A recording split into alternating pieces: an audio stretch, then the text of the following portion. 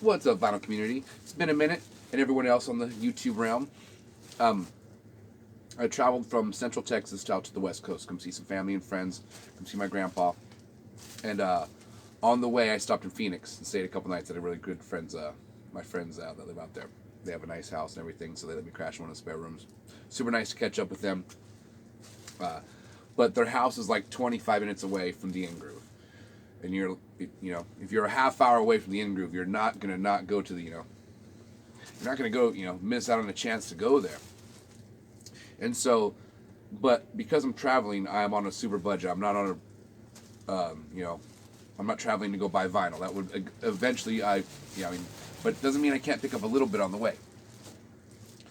But I knew it would be torture going in there without, a good chunk of change to spend. You know, but even that being said, knowing all that, I still had to go in there and see what's going on.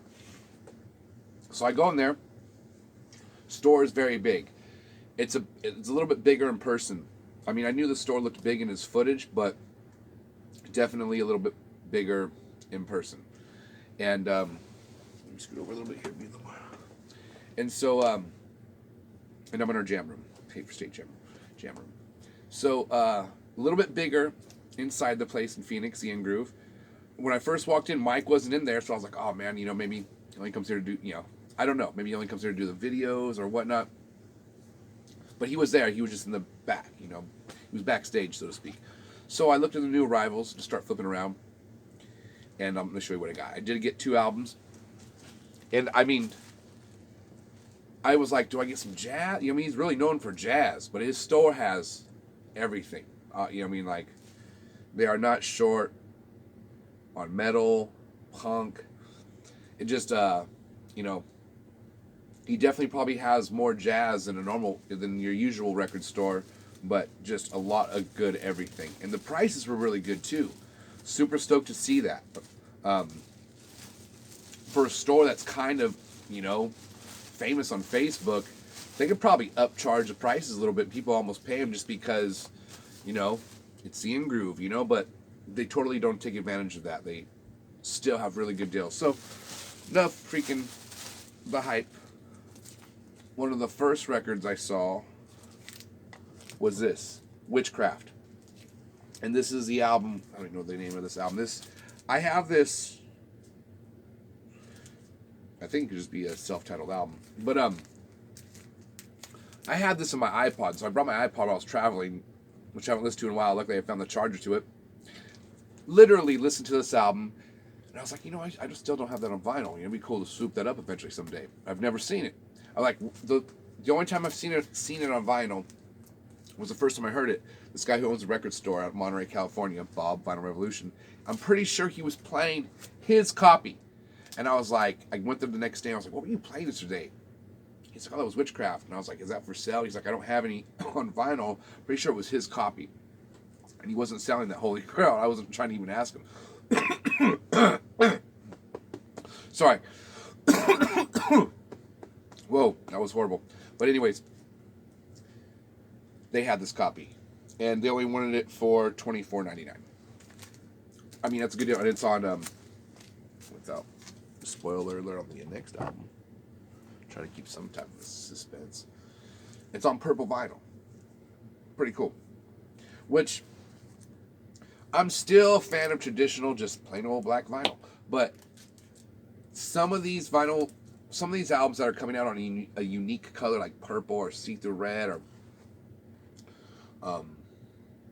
the Creepshow soundtrack is on this very trippy translucent turquoise, blue, green, yellow, very trippy looking. So some of these albums are kind of growing on me, but I really just want them to sound the best. And it seems like on just the black vinyl, they usually sound the best. So, but still, but they're growing on me. I will say, some of these albums are different colors. So purple, it's pretty rad. So it would have been either way. It's, if I had to choose, if they had one in black and one in purple, oh man,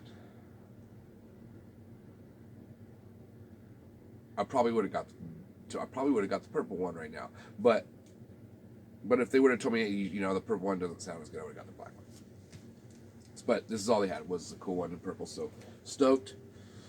If you haven't heard of this band, check them out. Witchcraft. It's like very heavily influenced, I feel like, by Led Zeppelin and Black Sabbath. It's like if Led Zeppelin and Black Sabbath had a child, it's Witchcraft. This band right here. And let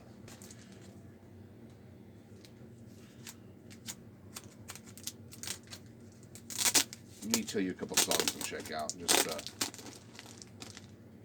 I'm pretty sure they have this album to stream on YouTube and everything else and Spotify. But this came out in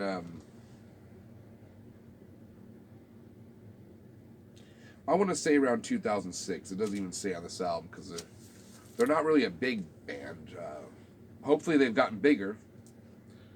My band and I, this band, a long time ago, we played this hotel in the Santa Cruz Mountains called the Brooksdale Lodge. It's supposedly haunted because the owner's daughter slipped and fell in this pond they have indoors that goes through the restaurant, the stream, and it goes into a nice little pond. It was deep enough for this young girl to slip and fall and then drown in this place a while ago.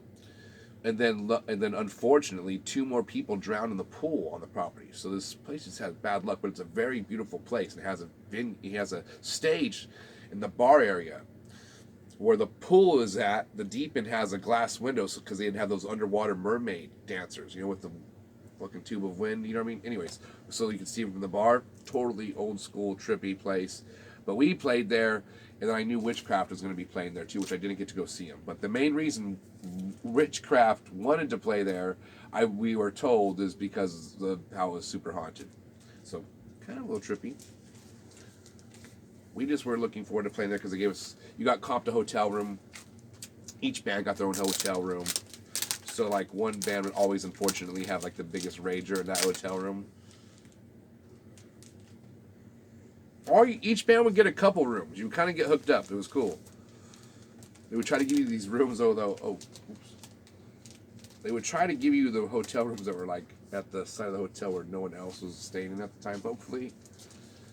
Because they knew the bands were going to rage.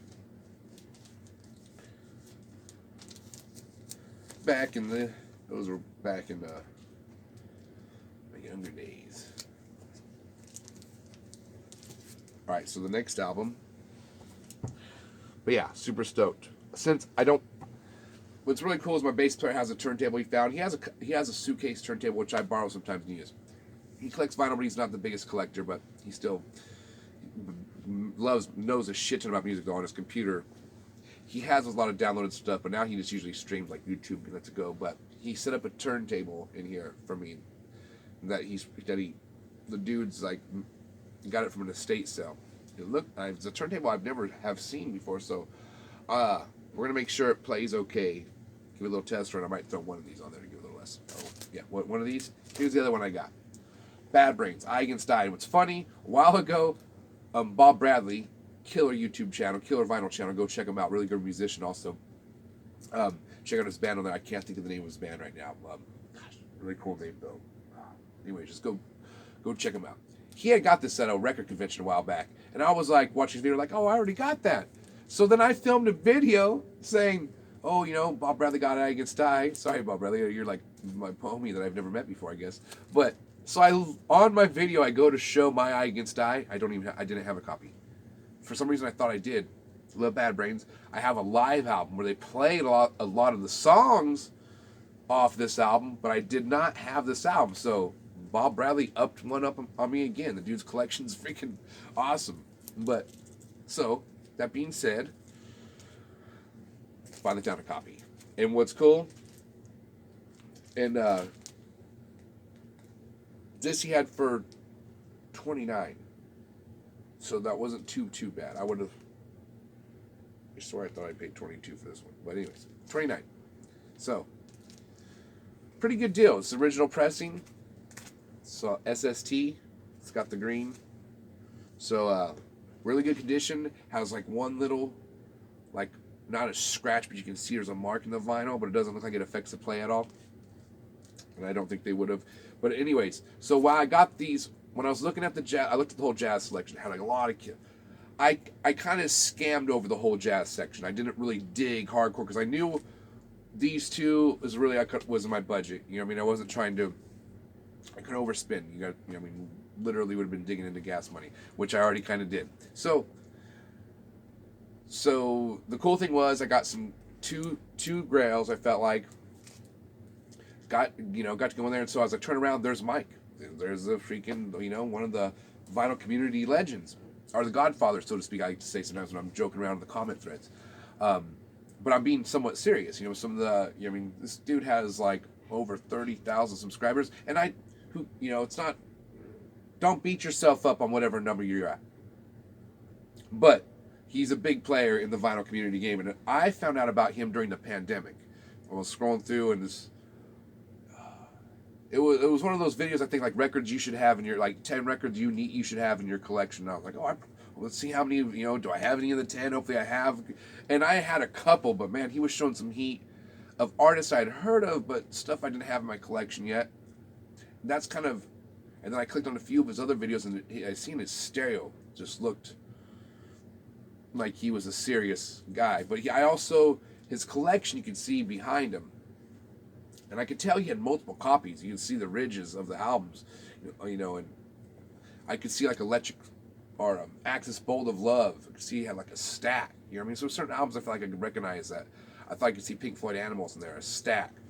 So I was like, man, this dude's like serious. And then he had a store, and I was like, okay, that kind of makes a little more sense why his collection's so big. But the reason his store is definitely you want to check out if you're in the area. I feel like because he buys so many he gets really good collections that so there's a lot of stuff in there that my only advice, if you're going there with, especially if you're visiting out of town,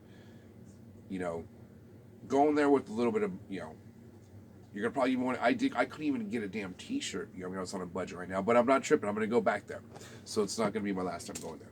But you definitely want to go in there with a few bucks, just because he's got a collection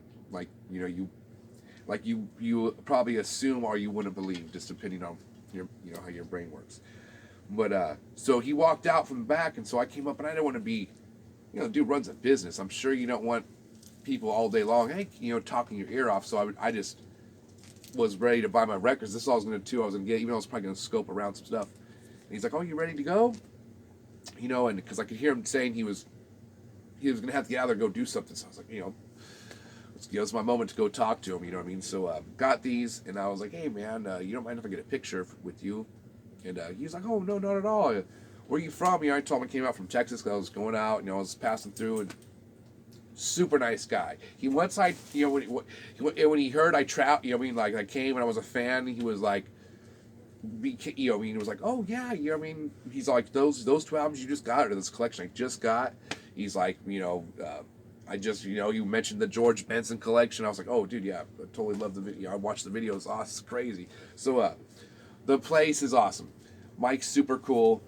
And if you haven't heard of the channel for some reason, even if you're not heavily into vinyl or you're just starting to get into vinyl, maybe go check him out. It's the In Groove, the IN Groove. But anyways, super stoked I got to get out there. And the cool thing about traveling is you get to see your friends that have moved out, branched out, and then you also get to go see cool stores that maybe you've been wanting to see. That I know with this Noble Records, I definitely want to get to some time. I'm pretty sure it's in North or South Carolina. I might be wrong.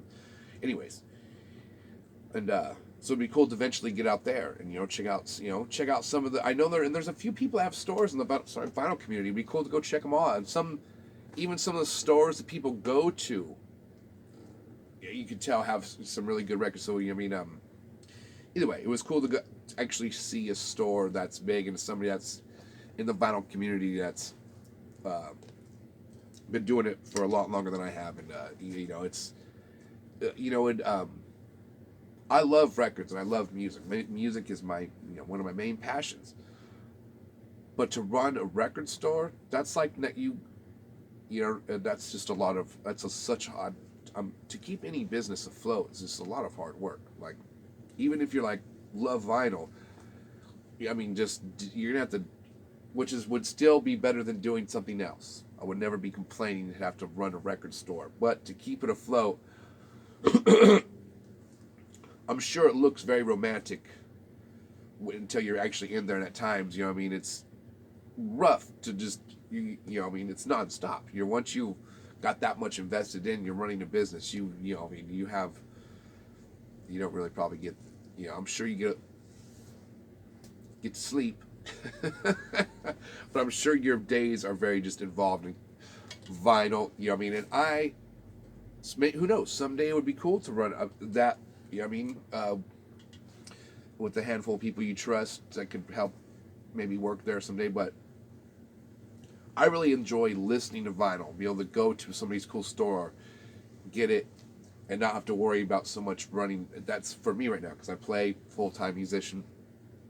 But who knows? You know, what I mean, but you know, I mean, very respectful to anybody that can keep a business going, but especially the vinyl business going, because that's, you know, pretty much I would be screwed if it wasn't for the people that were courageous enough to want to run a vinyl, you know, business, or you know, an independent, you know, mom and pop store, whatever you want to call it, what they call brick and mortar, you know, the people that are just doing it for the love of their love of vinyl, and then getting helping us all out. So it's super cool that I got to see it. You know, I mean, got to see the place. This I miss you guys. You know, I mean, I'm sorry I haven't been posting. It's for me, it comes in waves. I'll be posting a flood, and then things happen. You know, I mean, no big deal. Still right here. I still been watching some of the live streams. Just didn't know what I haven't. Just didn't, almost been too busy to chime in. But right now, I'm going to be here for a couple, almost till Halloween.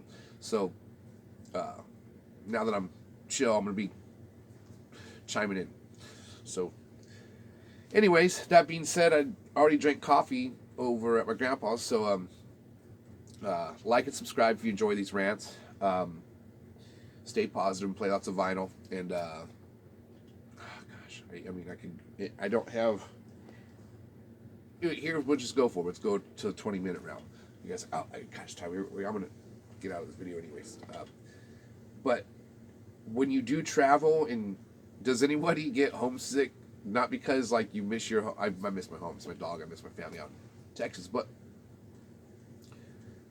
do you get like, is it hard to leave your record collection? And I swear, it is a little bit for me. It's just because it's such a daily routine of grabbing your records, you know, put them on there, listening to picking, you know what I mean? Just like, oh, you're like, oh, for some reason there's a certain album you just all of a sudden you forgot about that's in your collection. You like forget about it, but you haven't heard it in a long time, and you're like, oh, I really want to hear the song. And you're like, you know, sometimes you know exactly what you want to hear, and it really connects with that time of the day and how you're feeling and everything. And sometimes I'm like, I know I want to hear music, but I don't know exactly what I want to hear. Most of the time I do. Like 78% of the time, you know what I mean? I feel like, you know what I mean? I know exactly what I want to listen to, but there's like that 22% of the time I feel like, you know, that smaller percent of the time that I just like lingering, and you kind of float around and you find something really great, like, oh yeah, and then that usually is what sparks what I like, oh, I want to hear this now really bad. But that being said, that you know, when you travel, you can't obviously bring your whole vinyl damn collection with you. But the great, amazing thing is, because of technology, one of the good things about the damn smartphone, in my opinion, is how we have access to at least all the music that is in our vinyl collection. And without having, you know, if you're, you know, depending on how old you are, you've seen the Discman back in the day, you would have to bring your book of CDs with you. That thing weighed, had a chunk of weight. So, do you miss your vinyl? How bad is it when you travel? Do you miss your vinyl like really bad, or is it like not that bad? It's easy for you just to cut the cord. Hey, we're gonna hit the road. Let's go. Throw a comment on any of this stuff I've been rambling about. But thank gosh we got our phone and stuff like that. So, for that one reason. So, anyways, like I said, all the other stuff. Still stay positive. Play lots of music, and I'll see you guys later. Bye.